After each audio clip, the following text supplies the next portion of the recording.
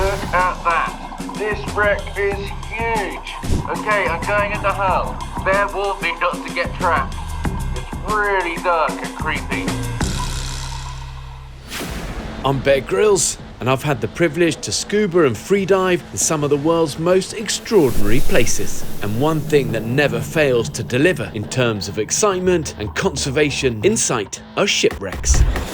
The fact that shipwrecks are often the only thing standing up from the ocean floor makes them a magnet for many fish and in turn a huge attraction to divers. But wreck diving is not for rookies, and it's one of the most dangerous types of dives that you can do. So remember, never dive alone and always be prepared. My good buddy James Glancy is one of the best divers I know, so I've asked him to explore one of the Bahamas' best dive secrets. This wreck is huge. With a mission to come back to the surface with some amazing insight and research, but above all, in one piece. Go for it, stay safe, and we can't wait to see the footage. Hi guys, it's James Glancy. I'm here in Grand Bahama and I'm on a mission to go wreck diving with the world famous Christina Zenato, who is an expert in operating in caves and caverns. Now, cave diving can really be dangerous, so it's not something you do unless you're trained, you have the right equipment, and you're fully prepared. Inside of closed spaces like a cave or a wreck, you have to know what you're doing. You have to have the right buoyancy, equipment, and you need a really calm state of mind. But we're going to take you on that journey this afternoon. I'm really looking forward to this mission. Christina, we're back out on the water again. What's going on underneath us here? Underneath us there is a wreck called Sea Star Wreck. Sea Star Wreck was a former fishing vessel that was actually basically abandoned inside a canal next to the harbor. And then a local diving instructor called Kathy O'Brien, together with the diving company, decided to basically sink it as an artificial reef.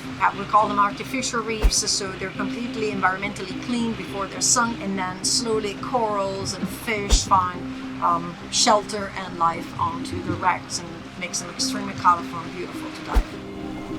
There's another specialization that you've been into all your life, which is cave diving. Can you tell us a bit more about that? Yes, I'm a cave diver and a cave explorer. I go inside flooded underground tunnels. I imagine being fully enclosed is some people's absolute nightmare. It is, but a cave diver is an extremely well-trained and with highly specialized gear kind of diver. So we develop instincts that are not natural because we're not designed to be underwater, underground, in the darkness in a cave, but they become instinct through repetition and to continuous practice of our skills. You don't have the luxury or start thinking, oh, what was that?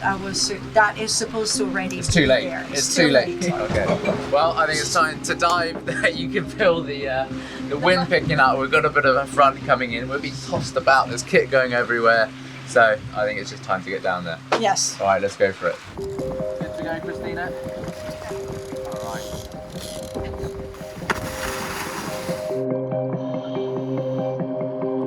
Look at that. This wreck is huge. It's perfectly broken into two pieces. This is the stern of the boat.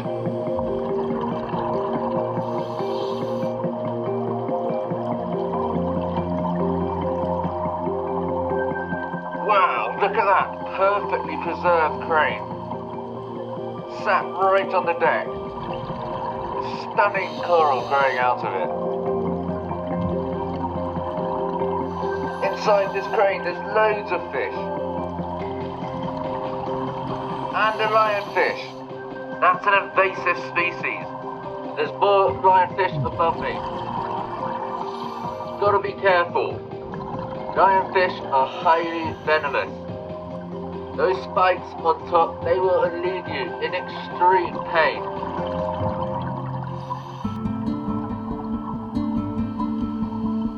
Inside the wreck, buoyancy is key. Disturbing the silt will destroy our visibility. Okay, I'm going in the hull. It's really dark and creepy.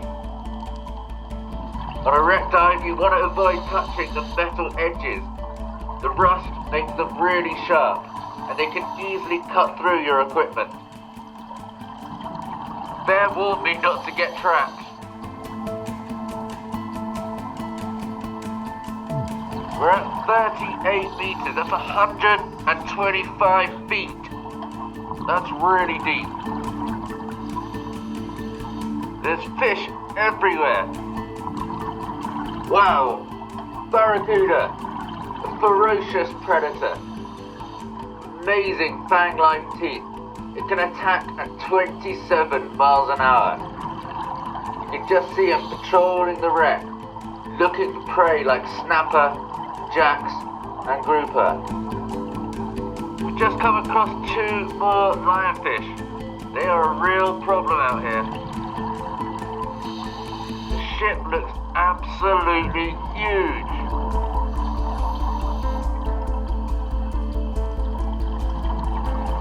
Okay, Christina, my air's getting low. Time for a decompression stop before we surface. Awesome dive.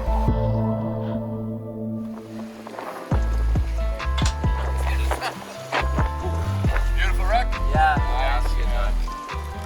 Yeah, lovely dive. Thanks for taking me down there. My pleasure. That was a really cool wreck dive, and to be down there with Christina, who has so much expertise working in confined spaces such as caverns and caves and wrecks, was amazing.